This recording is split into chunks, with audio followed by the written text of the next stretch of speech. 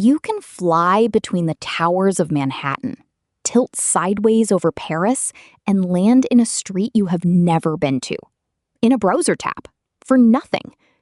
Then you try your own town, and it goes flat. This is Misa Reviews. So this is Google Earth on the web. Nothing to install, no account, it just opens. Search a city, hold Control and drag, and the whole thing tips over into 3 dimensions.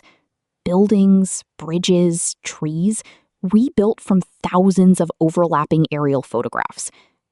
The controls are the experience.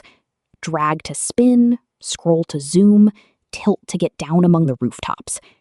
You get the shape of a place, which a map from directly above never gives you. And then you type in somewhere ordinary.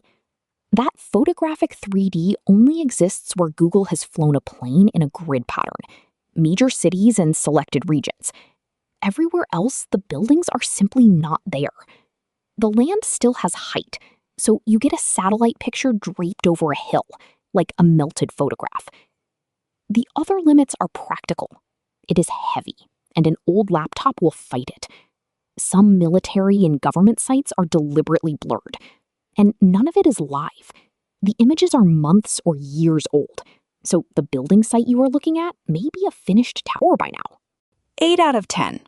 Free, no install, astonishing where the coverage exists, losing points for how sharply it falls away outside it. Do this before you get attached.